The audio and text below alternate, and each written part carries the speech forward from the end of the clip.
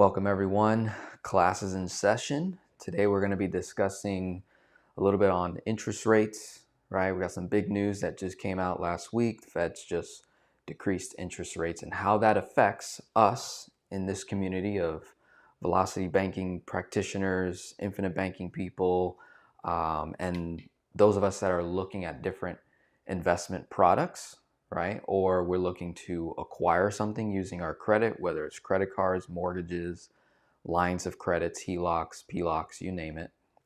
What does it do to that particular environment? And then also annuities, right? How does annuities get affected? Whole life insurance, all these different things, either good or bad, right? So with that, I have my friend Daniel in the house with us that's gonna really educate us on the interest rate environment as it relates to annuities. And I want to take a little bit of time to also discuss how velocity banking gets affected, because we've got these preliminary strategies that we're doing to eliminate debt, create cash flow, ultimately put us in a position where we can retire sooner, right? Invest more money. And so keeping an eye out on those different products that we're looking at, whether we're looking at it in a way that, okay, now's not the time just because a rate went down or up. How does that influence my, decision-making process? So with that, Daniel, I think we'll first start off with you just talking a little bit about what this means, like what is the interest rate, like what is it referring to? And then how does that directly impact annuities, either good or bad, and how you are educating clients now in this particular season. Thank you, Denzel. Yeah, I think this is such a relevant time to be discussing this because we did just see the first cut in a number of years here, a couple years of hiked interest rates and paused interest rates. Now they've made a half a point cut. And I think what's important to share with people is, right? I think it's 4 years, which is huge. So I think what's important to share with people is when they cut interest rates, right? When they say they cut the rate, what they're talking about is the Fed funds rate. Okay, and this is the rate that they lend to that banks use to lend money to each other overnight. So if you think about a bank, right? A bank does not have millions of dollars in cash that they're transacting with. It's mostly electronic money, digital money already, right? So people are worried about digital currency. It's like, look, if you've used a credit card anytime in the last, 60 years, you're already pretty accustomed to digital money. So the banks aren't like overnighting cash to each other when they're making loans or settling their balances. They have to be settled every night. So what they do is they allow for these overnight loans. And so when the Fed cuts rates, they're cutting that rate. But what's interesting, Denzel, is there's a ton of different interest rates. There's prime, there's interest rates on savings accounts, there's interest rates on CDs at the bank, there's interest rates on credit cards and PLOCs and HELOCs and mortgages and bonds and annuities. They're not all impacted the same way. So it's crucial that the two of us come together, because I always tell people there's really only two things you can do for your retirement income. You can either increase the income from your assets or decrease your monthly obligation from your liabilities. That's it. There is nothing else. So the fact that we work together is so crucial, because I feel like you help people with their cash flow using velocity banking and making good sense on the lending side where they're borrowing money. And then we try to help people on the fixed income side where we can increase distributions with things like annuities or fixed accounts. And so what's important to note is not all interest rates move, and some even go up when they cut rates, believe it or not, which is weird. So what's cool about annuities are they are heavily impacted by interest rates, and so is whole life insurance. But what's unique about the insurance industry that banks and lenders do not have is they have something called a mortality credit. And a mortality credit is simply explained as extra money they can pay you because of the risk pool. So when you go into a bank and you look at, what's going to be my mortgage rate, they don't give you better rates the older you are. Everybody gets that rate. But annuities pay you more the older you are. And so I got to spend some really great time with a brilliant economist, definitely one of the foremost leaders on retirement security and income in the world, Tom Hegna. I interviewed him this week and I said, Tom, what's important for retirement savers to know right now in the midst of a rate cut? And he said, if you're thinking about an annuity, this is absolutely the time because they're heavily impacted by interest rates. As these rates come down, we will see payouts come down, bonuses come down, interest rates come down, and so and the caps and participation rates come down. So this is really still the best time because even though they just cut this rate last week, we haven't seen too much movement in the annuity space. We have seen a couple companies cut back on some bonuses, but they were so ridiculous for so long. Like, we're seeing companies go from things like, bonuses in the 20s down to bonuses in like the single or double digits. So still really incredible. But it is definitely an important time to be paying attention because I think it's important, just like with anything, you don't want to have all your eggs in one basket. You don't want to be subject to interest rate risk. I think the people that'll do best during this time will be people that have exposure to multiple areas that can do well. So for example, if you're somebody that borrows money to make money, this could be a really good time. If you're somebody who relies on interest rates to make your money, this could be problematic going forward. We just worked through a decade of basically no interest rates. So I mean, helping clients in retirement to find yield and income when interest rates are essentially basically nothing is very challenging. So the fact that we still have these rates, I think it's so important to take advantage of the inflation, lock in some good rates for, the next 10, 15 years to make sure that you have that security. You still have plenty of time to do that. Gotcha. Okay. So as it relates to annuities, we've got Mm-hmm. I'm going to take you to the whiteboard real quick. We got the federal funds rate, which I was looking Yep. online. It's anywhere from 4.75 to 5% right now. And Yep. that's the rate the bank gets from the Fed when the bank wants to borrow from the federal funds rate, right? The federal bank. Right. Yep. The prime rate is what the customer gets. And that gap, Yep. right? That difference. So the bank is borrowing at 5, lending at say 8, right? Or if they're borrowing at 5 Right. and they give a credit card out, they're lending at 26, 29, 30%, right? Right. If we're talking home equity lines of credits or personal lines of credits, it's somewhere around this 8% number, right? Yep. And then there are variations, and I think this is where competition comes in. So those of you that are watching that are doing velocity banking right now, okay, you're doing velocity banking, you already have your line of credit. Guess what? You're going to see whether it changes this month or probably next statement, you will see a 0.5% decrease in your line of credit, your home equity line of credit. More than likely, unless you're on a fixed rate, then you're not going to see that. But for the most part, those of you that got first lien HELOCs, second lien HELOCs, for the most part, you're going to see your rate go down, which means your velocity banking system is going to get even better, right? And then for those that are preparing to do velocity banking and you were in the process of applying for a personal line of credit, home equity line of credit, you may want to just review the paperwork real quick, right? If you're getting towards the end, you want to ask, hey, am I going to receive that lower rate now, or am I locked in, right? So that would be a good question to ask if you're already literally in the application process and maybe you already got an approval or pre-approval and you're getting closer to closing. When you get a rate change like this, that's something to keep in mind. Then we've got folks that are watching either live or catching the replay where we're getting close to retirement. And on average, most of the clients that you and I have been working with are anywhere from, I'd say, 5 to 10 years from retirement, Mm-hmm. or they're retired already on a fixed income, and they've got money in CDs, money in savings, and when there's a rate cut, the things that get affected immediately are CDs, high yield savings accounts, right? And then lines of credits, right, from the bank, PLOCs, HELOCs, credit cards. Would you say that's true? Like that's pretty accurate? Like within say 30 days or once, like immediately once they make that change, you immediately see the difference. Is that accurate so far for Daniel? Daniel? Yes, can you hear me okay? I can. I believe there's might be a little bit of an echo going on.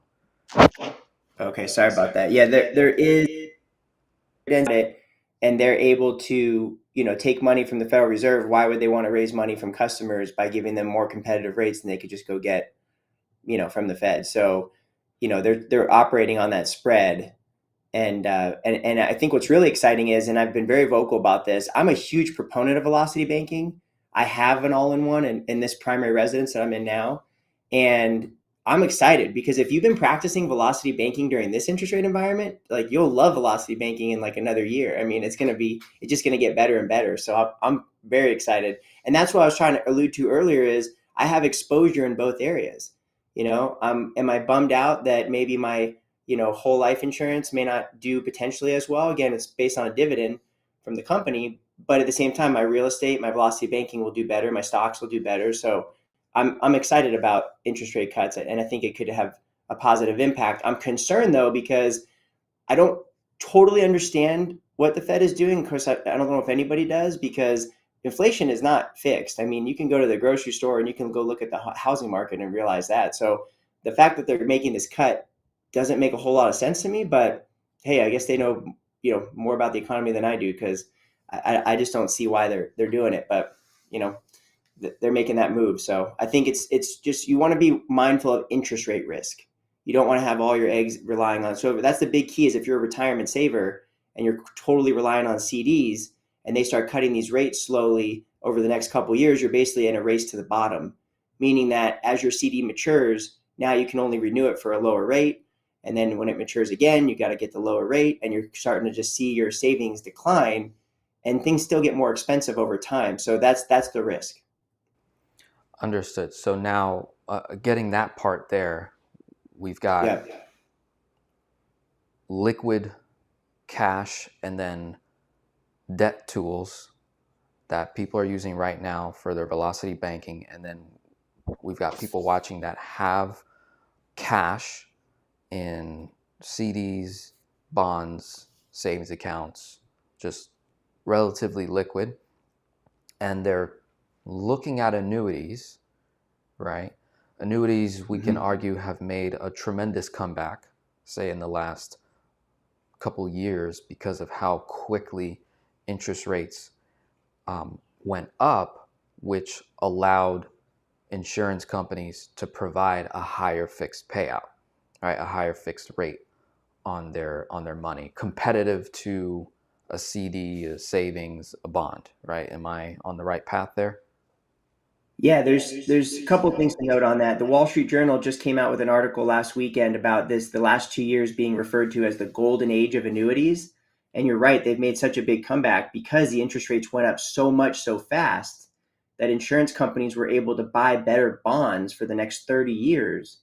So what insurance companies did was instead of relying on getting their rate from the Fed, they just get their rates from bonds. So now they can go lock in an incredible bond for 30 years. They can build a product around that to support a much higher payout. So people that locked in or are still locking in annuity payouts now are going to have some of the highest historical payouts that we've had looking in the last 20 years and then potentially looking forward maybe even another 20. So, there's two factors with annuities. You can get an interest rate that it earns, but then there's also a payout rate that it pays. And that's kind of confusing for people, but basically think of the interest rate like a savings account or a CD. You earn the money. But if you're going to use your annuity for income, which is really their strength, the payout rates are still really high, meaning that they assign you a percentage they're going to pay you of that annuity for the rest of your life that they will guarantee. Even if you run out of money, they're still going to make that payment just like a pension. Those rates are still insanely high. I was sitting with somebody yesterday who's a relatively younger retirement saver in their late 40s, early 50s, and the payout rate for her when she hit retirement was like 14%. So it's and that's only at age 62. So the payout rates are still very, very high compared to what people are originally depositing to their annuities. Okay, so with that, we've got an interest earnings as so now shifting over to annuities. I'd like you to educate us on prior to this rate cut, Yeah. what are annuities paying out typically? And then with this rate cut, what does that go down to? Yep. And when there's a rate cut, does it obviously affects interest earnings. Does it also have a direct correlation to the payout percentage? All right, so I'll let you answer that. It does. It does. That's a great question, Denzel. It definitely does. So one thing, if we can change on that whiteboard, is that word variable. If we can change it to indexed for a moment, I think it'll be really relevant to this conversation, because variable annuities are basically market based. So they're just going to be performance based products. But where it really has a massive impact is on the fixed and indexed annuities. So think of a fixed annuity like a CD. Okay, it's not through a bank, it's not FDIC insured, but it's really its cousin or its closest relative in the savings community would be a CD.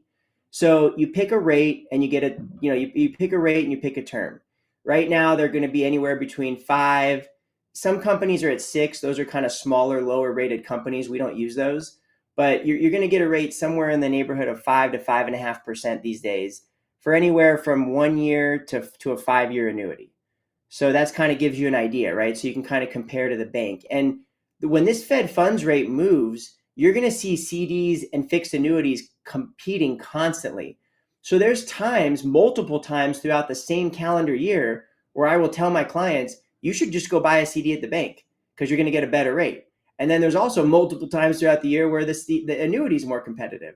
So one of the advantages of using a fixed annuity, and I see this all the time, and it's like it drives me nuts that clients have bankers, they have attorneys, they have advisors, they have CPAs, and nobody points this out to them.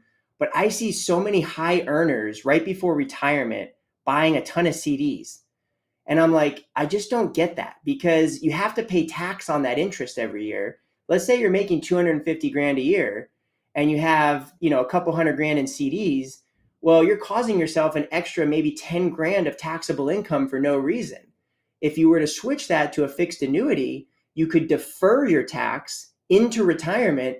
And if it made sense for your specific situation, realize the taxable interest when your income is theoretically much lower, or primarily Social Security based, which is taxed totally differently. It's tax preferential. So that's like one of the lowest hanging fruits to compare. If you're a retirement saver and you're approaching retirement, you're generally in your higher earning years. And I think it's important to pay attention to that, because there's such a thing as a rate of return and a real rate of return. And you have to account for the taxes in there as well. So, that's one advantage of a fixed annuity is the deferral. Now, one big disadvantage is liquidity. So if you're one of those people who's like, I'll buy the CD, but I'm not sure I'm going to keep it, you definitely want to be looking at a CD, because the penalties on CDs are far less than the penalties on annuities. So that's a huge disadvantage for the fixed annuity, is the penalties are high, very high, compared to a CD, almost astronomical. So that's where you'd really want to be cognizant of really what your primary needs are. Is it going to be more for the tax deferral? Is it going to be for the highest interest rate, or is it going to be for liquidity? And that will kind of guide your decision. Now, moving on to index annuities, those are also based on the performance of the underlying index. Most commonly, the S&P 500. That's the benchmark index that most of them use. You can also have the NASDAQ. You can have the Dow Jones, and then there's also all of these proprietary indices, which I generally stay away from. All the volatility control and all that. Those are basically manufactured indexes by banks, and quite frankly, I don't really use them hardly at all. There's a couple that have earned my trust recently that I've seen perform pretty well, but in general, those are going to be messy. But how those work are they're basically going to say, okay, we're going to protect your money, your principal. You're never going to lose as a relation to the market going down. And people always stop me and they say, well, what if you have a fee? Well, yeah, you won't lose any money. You could make zero interest if the market goes down. And if you have a fee, yes, your account would go backwards by that fee. But when it goes up, it's going to be based on either a cap or a participation rate. So right now, caps are generally anywhere in the neighborhood of 9 to 12% on these fixed annuities, these fixed index annuities. Meaning when the market goes up, they'll let you keep somewhere in the neighborhood of 9 to 12%, depending on the annuity you choose. Now, if you get a participation rate, those can really vary, but those are going to be somewhere generally anywhere in the 50 to 80% range, meaning that if the underlying index goes up, they'll let you keep somewhere between 50 to 80%. Now, they don't give you a range like that. I'm giving you a range based on different products that are available today, just kind of a guide as to what's out there. And it depends on the company and the index and the other features you choose. But those are directly correlated to interest rates as well. So as interest rates come down, they'll let you, the caps will go down, the participation rates will go down. And where people really need to be careful is not with actually fixed index annuities as much as what's known as a index life insurance policy. So the IULs are really where people need to be careful, because that cap is so important to the health of that policy and the ability for it to perform. And as those caps go down, that really minimizes the amount you can earn, which can be dangerous because IULs have substantially higher fees. And so that's something you really want to be cognizant of if you're considering an IUL right now, is if we enter a declining interest rate environment, that could be potentially problematic long term. What's nice about fixed index annuities are you can get them with no fees or like a very fixed 1% fee. So you just don't have that same risk of the policy eroding like you do with an IUL. You actually can have a really pretty stable situation, even if it doesn't perform or caps go down. But that's why it's so important. But getting to the payout factor, whether you choose a fixed annuity or an index annuity, you might have the ability to attach an income rider or annuitize it. And the difference between those two is an income rider is a feature you can add. Some of them come with it at no cost. Some of them you can add a fee to get a little bit better of an income rider. And that's basically going to say, okay, we can turn this annuity into that pension-like income, and we can start paying you out a percentage of what it's earned and what the principal is for life. And that's where you have a lot of advantages in retirement, because insurance companies are the only industry that manufacture that mortality credit. So you get paid a portion of principal, anybody can do that. You get paid a portion of interest, any institution can do that, but you also get paid the mortality credits. And only life insurance companies can make those because they risk pool. Not all the people will live to receive those benefits. So the people that do will get paid extra for those people that didn't, make it to receive all their benefits. And those are really the three things you want to pay attention to is, again, going back to what's the purpose of your annuity? Are you purchasing it for it to earn interest? Are you purchasing it to keep your principal safe? Or are you purchasing it to try to get lifetime income? And sometimes you can even add riders for care. So that's why it's really important to have high payout factors, because those can be the payout factors that dictate the level of money that it can pay out for long-term care. And so those are really key features to be paying attention to during this interest rate environment. And that's kind of the difference between them. Okay. So before you go any further, just to recap, you covered a lot there. We've got Yeah. fixed we got fixed annuities that pay a fixed interest rate based off of whatever the federal funds rate is, has a correlation there as to how high it'll go It or does. how low it'll go. Right now, Right. because the Feds just cut interest rates for the first time in 4 years, the annuity product on fixed accounts and fixed index annuities, the interest earnings are going to go down. Would you say they go down by 0.5%, the same amount as much as the Feds went down, or is it? No, they don't. And that's what's really interesting. I think insurance companies have a couple of advantages that banks don't. They do live and die by, both live and die by the interest rate. But again, annuities and insurance companies have a little more at their disposal to generate profit and stay competitive. So we actually, even though the Fed just cut rates, we really haven't seen hardly any movement yet on the annuity side. I mean, we have a whole team that like all they do is like look at all the products they can at all the companies they can every day, and they update us. And we've only seen a couple really make some adjustments. And I think they're not making those adjustments directly in correlation with what just happened last week. They're making it in relation to what they think is coming. So I think it kind of gives you some indication as to what the insurance companies are thinking based on what they're doing, right now in anticipation of future rate cuts.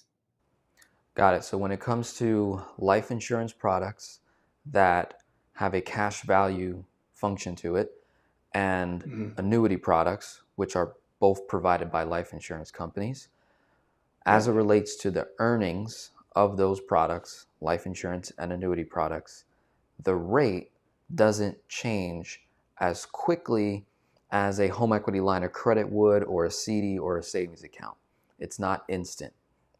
It's almost like a little bit of a lag. It takes some time for the insurance companies to adjust. And that, in my opinion, in both ways, whether rates are going up or down, I think is actually quite beneficial, because you talked about IUL a little bit, Mm-hmm. and when we discuss IUL, also the conversation of whole life comes in.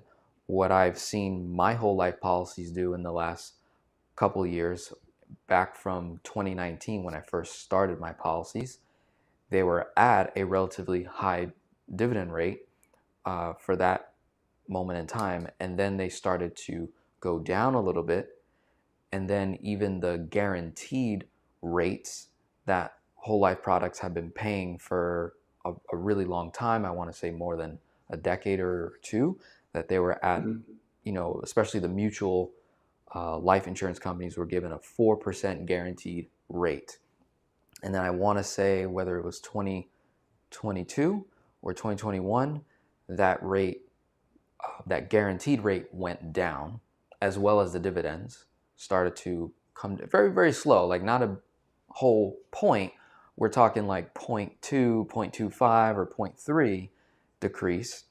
But then 2023 and now 2024 going into 2025, whole life insurance dividends, from what I've seen, like Mass Mutual, Guardian, maybe some others, Mm-hmm. the rate has been going up. And so even though the rate just got cut from federal funds rate, the Fed's cutting their interest rate down, it hasn't affected immediately what the payout or what the earning is on a whole life or an IUL. But as it relates to the IUL, the difference, between the two, whole life and IUL has a performance factor that's correlated to, the index, right? It's an index universal life insurance product. So you can earn money in two different locations. You can keep your money with the life insurance performance, right? Or you can have your money grow in the index. And usually there's different options that you can choose with Yeah. IULs in that case. So what you're saying is, although the earnings of the insurance company don't get rattled that quickly, you're saying the cap rates on an IUL does change much quicker. Is that what you were alluding to earlier? Oh, definitely. Okay. And think about it, Denzel. How does a whole life insurance company pay a dividend? It's a distribution of profit. These companies you just mentioned have all been around for over 100 years. They have to be profitable by law.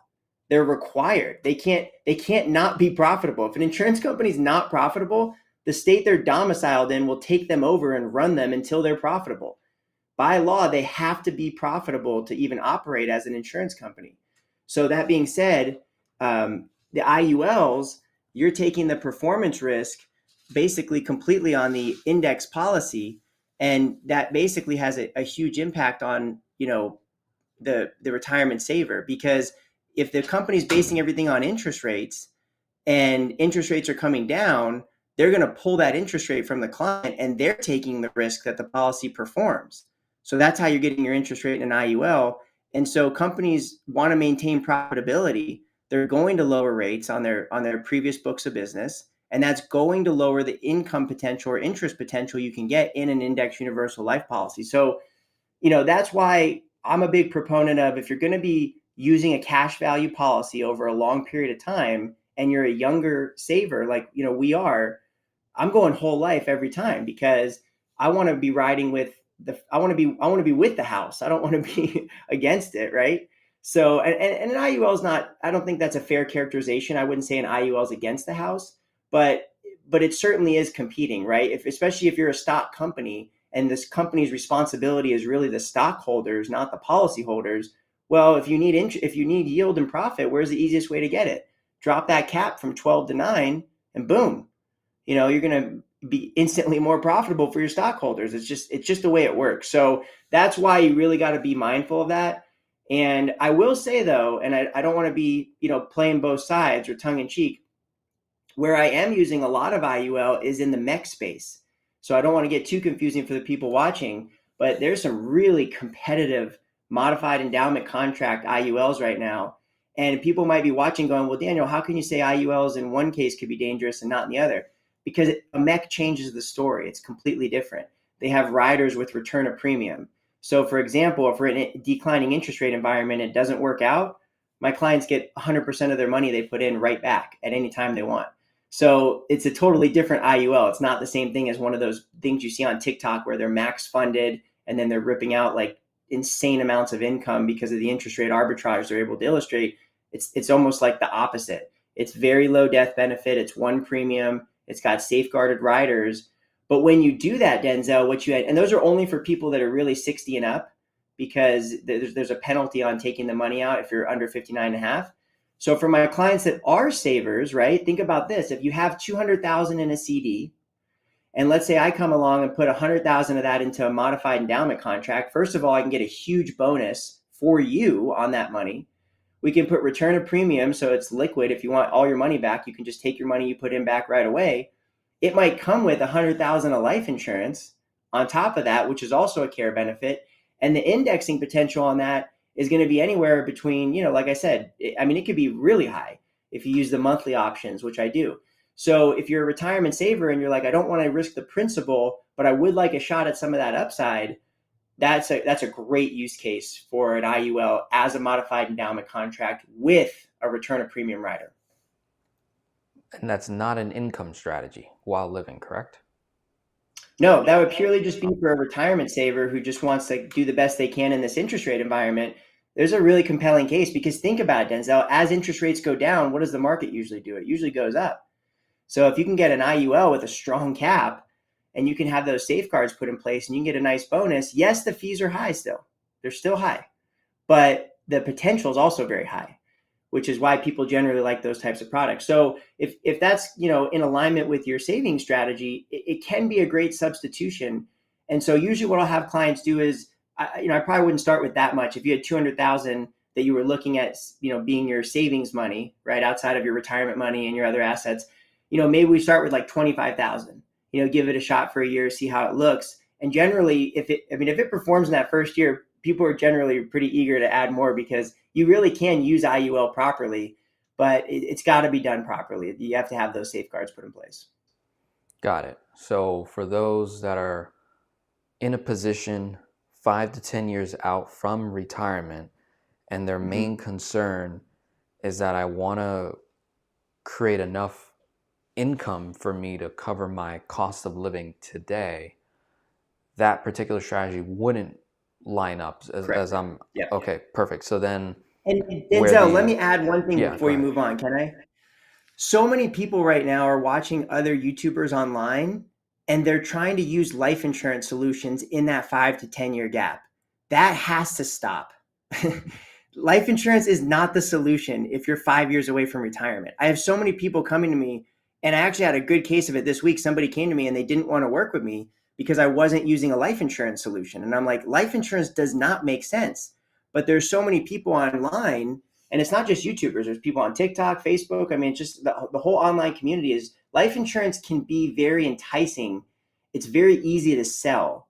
So it looks really good from an income story, but I don't use it for income for my clients. I haven't, I've been doing this for 13 years. I'm not like a seasoned vet, but it's just not, I think it's just an inappropriate solution. If, life insurance needs time.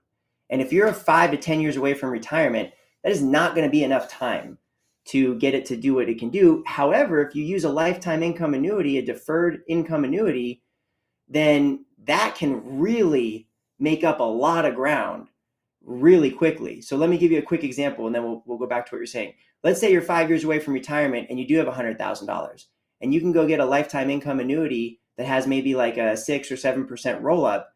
Well, that's a short window of time. There's a lot of risk and pressure that puts on your portfolio. Your time horizon is smaller. So if you can go get something that has a strong guarantee during those years to increase your ability to take income, and then you can get a high payout factor in 5 years, you're really maximizing both sides of that annuity. And like I said, for my client the other day, who was going to get a 14% payout. Now she had, 12 years to defer. But still, I mean, where can you go put that money where you can go get an institution that says, hey, we're going to give you a contract that's going to guarantee this distribution rate for as long as you live? That's what people generally are looking for. And that's why LIMRA just came out and said annuities have had their 2 best years of sales ever. More and more Americans are putting money into annuities in the hundreds of billions every year because they're looking for that security. Yeah, that security is key. And to your point, as it relates to life insurance products, whether it's IUL or whole life, a lot of folks that I talk to, even my audience, they're in their 40s and 50s. They're interested in the life insurance product, Yep. and it could still be a good fit. You know, if someone in their 40s, Oh yeah. 50s, or maybe even 60, it could still be a good fit. But if the strategy in which we're using it for isn't understood properly, well, then that's where expectations don't get met. They think that Sure. they can use this as an income product if I fund it for 10 Yep. years or 5 years. And it's like, well, an annuity could have solved that way better, especially in this environment today, where even though there's been a cut in interest rate, we're still in a high interest rate environment compared to what's been before the last, 5, 10 years. So there's Yeah, still and a I don't ton want of people to value think I'm there. anti-life insurance, Right. by any means. I use it, I have it. Can it be a source of income? Of course it can. It can have that function. I just think it's dangerous when people are trying to make it their primary source of income. That's where I think it's just inappropriate. Correct. And on this channel and quite a few other channels that are related to this and yours, a lot of the, I'd say, well-educated insurance agents in the whole life insurance space, people like Caleb, people like Chris Kirkpatrick with Life 180, they're often not preaching income. I don't even think they preach that at Mhm. all in terms of Mhm. income, using a whole life insurance to produce income at a later point in time. What I often hear them say is using whole life insurance to increase your value in the marketplace, find opportunities to invest, make more money with, potentially leverage the policy for different opportunities that come into your economy. And then also, it's a safeguard system. It's a better tax-free savings account. It's a better safe place to store money until it's ready to be deployed. And it's also, like people like Tom Wall will say, it's a better bond where it can be a buffer volatility vehicle that he often preaches highly about, which is like, okay, let's talk about that 55-year-old right now watching, the 60-year-old watching right now, and they have money in CDs and savings. And the immediate problem to solve first is, Denzel, I'm about to retire from my career. I'm not an entrepreneur. I'm not a high value, high performer type of person that's just going to start a YouTube channel and make millions of dollars, right? Mhm. Or have an online business, or, go take a ton of risk to be an entrepreneur. Denzel, I've got a 30, 40-year career of doing something I know how to do all these years. And now I'm approaching an age where I'm no longer, physically capable of doing that particular job past this particular age, right? My body can't handle it, or whatever the case may be. So their immediate problem to solve for is not necessarily where can I get the highest rate of return on my money. It's where can I have the highest payout. What they say, what the client says, is where can I get passive income? Safely, secure, passive Yeah. income. That's what they're saying. An annuity literally solves for that, provides them passive income because there's no work involved, and Mm-hmm. it's safe and secure and guaranteed. So you've got these additional layers that protects that.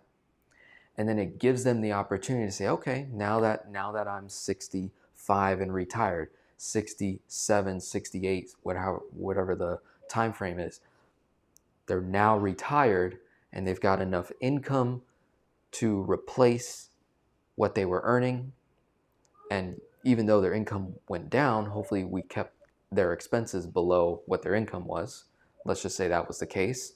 So they got enough guaranteed income to cover their cost of living, got a little cash flow, now puts them in a space where you even bring up in your process is like rediscovering your purpose in retirement. What is the Yeah. next stage of life? You could live another 20, 30 years plus in retirement. So what do those 20, 30 years look like? Is it working full-time ministry with your spouse? Is it working for a nonprofit organization? And if you're putting in 20, 30 hours a week, that could result in some form of a salary, some sort of an income that can, fill the gap further. And then I would say, okay, with that extra gravy, with those extra funds, granted we still have good health and we're insurable, maybe some type of a life insurance product for legacy purposes, and also maybe a cash value function as a tax-free guarantee location to save money. And it's a less expense I have to worry about, where it's like, okay, in my late 60s, instead of me dumping money in a CD over here or a savings or a bond, I can solve for two: legacy, life insurance, death benefit, cash value as an emergency fund, as a savings account, as a place to store money if I don't know what to do with it, right? And until I'm ready to maybe deploy it into something that allows me to take risk, because I have that protection. Hey, if it doesn't go well, this policy is still earning interest inside of it, and then I can just, pay myself back over time, right? What I took Mm-hmm. out, pay the loan back over time, and then, redo it again at that later point in time. So there's a lot of cool things there that I see. So just to recap here, we've those of you that are practicing velocity banking right now currently to eliminate debt, to increase cash flow, so that we can create enough income for you to retire in. Velocity banking just got better. Pay attention to the HELOC rates. Pay attention to the different banks. Yeah. Please look at small banks and credit unions. Those are the ones that are so underrated. A lot of people go after Bank of America, Wells Fargo, these bigger banks, and don't realize when when I've seen Chris Nagel put out some content talking about tightening going on, which I find to be Mm-hmm. interesting, because I was like, I didn't fully grasp what he was saying, but I think he knows more than I do because he's kind of in that world a lot. But if rates are going down, I'm just thinking here, wouldn't lending open up more? I Oh, would for sure. think. Yeah. Okay. If rates come down, look at the amount of liquidity that was created from the last interest rate decline. So interest rates will definitely have a direct impact on liquidity. And you talked about our peers, Denzel, guys like Caleb, Chris, and Tom. That those are all great examples of how to use life insurance properly to optimize income and retirement. But I think all three of those guys agreed, like, and Chris too, like, it's not probably the primary source of a retirement income vehicle. I think taking loans from policies are dangerous. But as far as lending goes, in terms of rates coming down, yeah, I mean, to me, that's going to be more of a loosening effect where they can charge less, but they're going to be able to lend out money at a cheaper rate. Unfortunately, they don't seem to give us a break on credit cards too much. Those are still pretty high.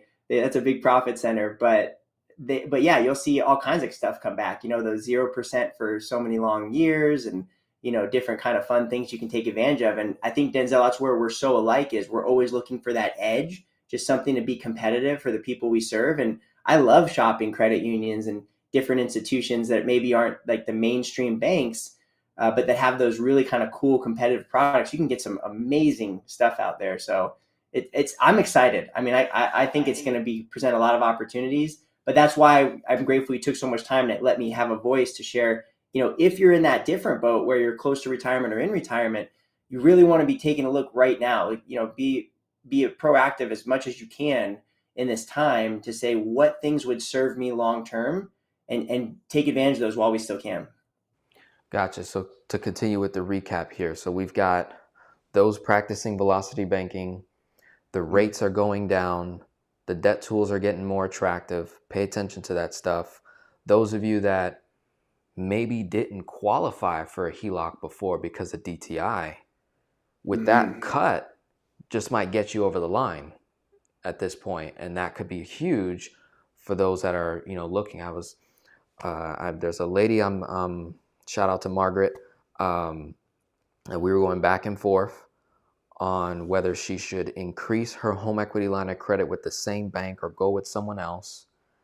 And if she was to increase her home equity line of credit in the second position at the same bank, the rate would be higher. She'd have a bigger line, but the rate would be higher. And she was in a particular position where she was needing to go into more debt to cover certain expenses. And we were trying to figure out, well, okay, what's the most efficient way to go about doing that? And what do we need to cut? And what do we need? And what do we want? And, figuring out those details. So for someone like her or someone watching in that kind of a situation, maybe the HELOC just got that much more attractive. Again, pay attention, keep in mind of that. Then we got folks that are getting out of velocity banking because they've gotten the results. So it's like a light switch. They're turning it off because it's served its purpose. Whether they were using a first lien or second lien, they've wiped out many of their consumer debts. All they have left is a mortgage or no debt at all. And we were working with a couple yesterday where they've got, a third of their money in investments where it's like real estate, so there's risk. They got a third of their money, I believe, in CDs, liquid cash, and then they got about a third of their money in annuities. And they have old, underperforming annuities that were earning them, say, like 1 or 2%, right? And you're in the process of maybe an opportunity to roll that into a higher performing annuity. My question is, when does an annuity not make sense according to the interest rate? Like let's say the example is the client comes to you and said, Danielle, I've got money in CDs, I got money in savings, I got cash liquid here, and I'm a couple years out from retirement. My goal is to create enough guaranteed income. I got Social Security, I got a pension, but I'm short $2,000, $1,500. Yep. And I'm only, we're only dealing with a couple years, 5 years, 6 years, if that. If the interest rate environment go back to like 2020, where the Fed rate was what, 0, right? Or like 0.25 or 0.5. Yeah. In that environment, if you can recall, you said you've been in the industry for like 13 years. Yep, I can recall that time period. What were annuities paying out, and was it even worth selling in your opinion, or was it a whole life policy instead? I'm just a little throwing out some ideas here. Where do you kind of land in that kind of a situation? Someone solving for income specifically.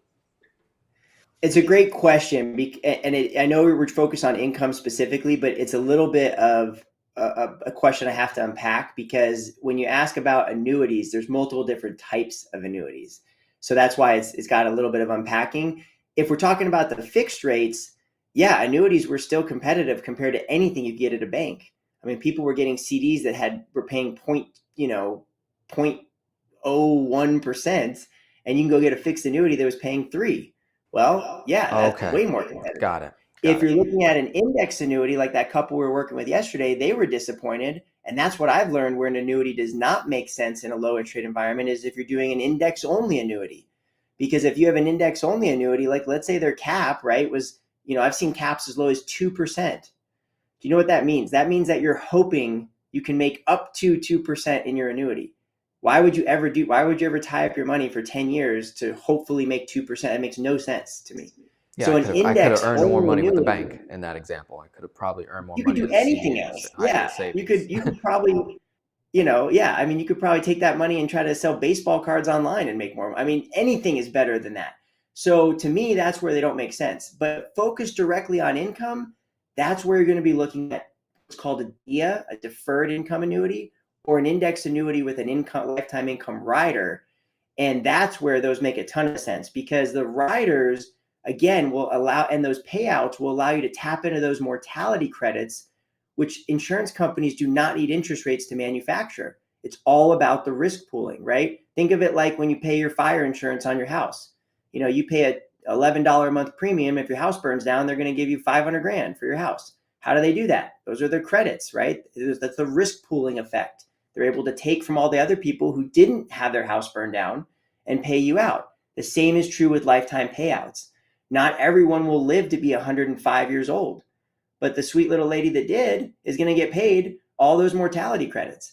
And so having that lifetime income feature, whether it's through a deferred income annuity or a lifetime income annuity with a rider, even in a low interest rate environment, you can still get incredible payouts relative to anything else that's out there. And that's really where they shine and they serve their value. But if we go into another declining interest rate environment and we get to that low interest rate environment, I personally am going to be staying away from index only products because they're going to be disappointing. I mean, if you're hoping to make 3%, that's not good enough. I don't think.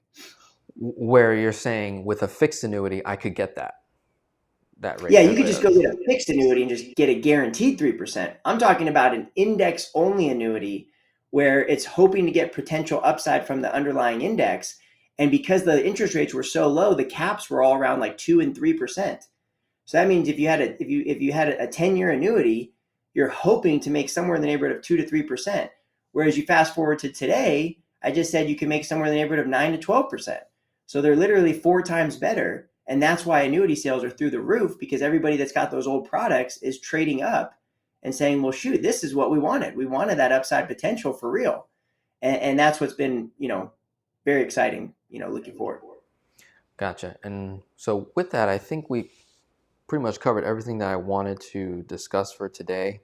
I think we're going to see a lot of cool things just on the velocity banking side. What does 0.5% decrease in your debt tool do for your debt elimination timeline? Like a lot of people underrate that.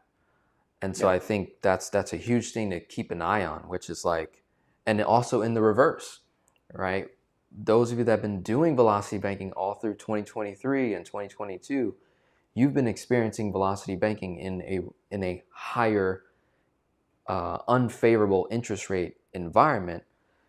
Still, your other loans like credit cards that you're trying to wipe out are still massively higher than an 8.5%, 9.5% HELOC. A lot of people have double-digit personal loans with Lending Tree, Prosper, Best Egg, right? 12, 13, 16, 17%. And then there's folks with double-digit interest rate car loans. Some of them are single, but I've got quite a few that have double-digit interest rate loans on cars. And so being able to push that into, say, a home equity line of credit or personal line of credit is extremely valuable. And now you're about to enter into a place where you can get an even lower rate. So it doesn't hurt. I always say this to my clients. I'm not married to any one specific bank. It doesn't hurt to shop around. If you've been sitting on your HELOC for 2 years, 3 years, and there's no penalties to close it, switch, go somewhere else, to go from a 9.5 to prime -1, right? Or prime minus 0.5. So be at a 7.5, 7%, or maybe an introductory rate, 3 to 6% for 12 months. They're out there right now.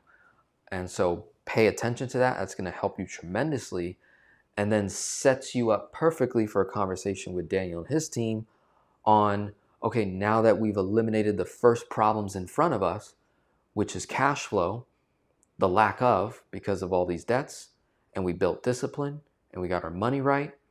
Now it's okay, how do I invest for the future where I can have higher rates of return over here? And also, how do I secure income for life, right? How do I make that decision? Talking to Daniel and his team, they have an entire process. And what I also like is Daniel himself is a practitioner of velocity banking on himself. So he does velocity banking, has the all-in-one loan product, completely enjoys it, so fully understands that concept. So when you get on a call, he can see your finances, not look at you with three heads like, what the heck are you doing with your money? Like, he'll understand, oh, okay, gotcha, that's your tool. This is where you're sending all your money in, money out, cash flow, credit card, got it. And here's how we can get set up for, income for life, and also looking at different investments, looking at their, retirement accounts, 401ks, IRAs, things like that, and how to improve. There was a question that came in from Tim, and I'm thinking maybe we could do like a separate video on this. Probably is seeing an example of an annuity plan. I know there's like compliance in terms of what we can Yep. show and can't show. So Yep. maybe whether it's just a matter of putting it on the whiteboard. But what do you think Sure. about being able to show an example of an annuity? We've done case studies, just so you know, Tim. Yep. We've got case studies on the channel where it shows the result of the annuity that we put on a client and what they did, and we've kind of shown that on the whiteboard. But is there a way for us to show like a year-to-year annuity, like someone funding an annuity today in 2024 but doesn't need it till 5 to 7 years from now, and being able to see the growth on a guaranteed and non-guaranteed level? Is that something we could work on?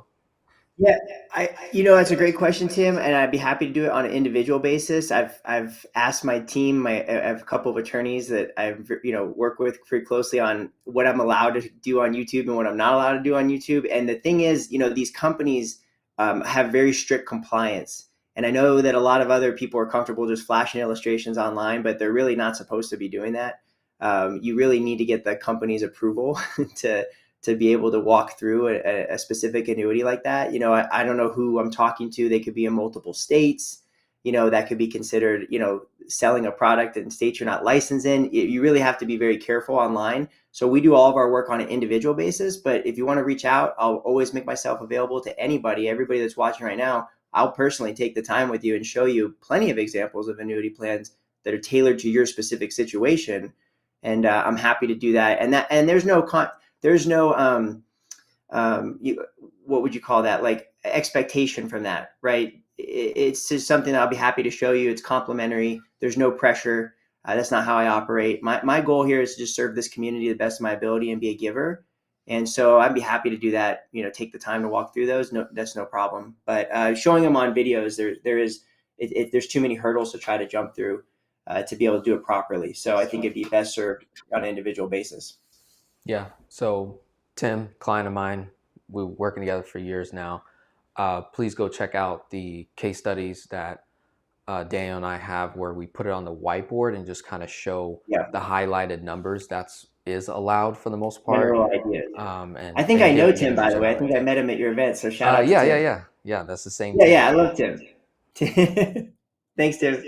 Awesome. So other than that, I think that's it. I don't see any other questions. We can close it out here. Appreciate all your time today, folks.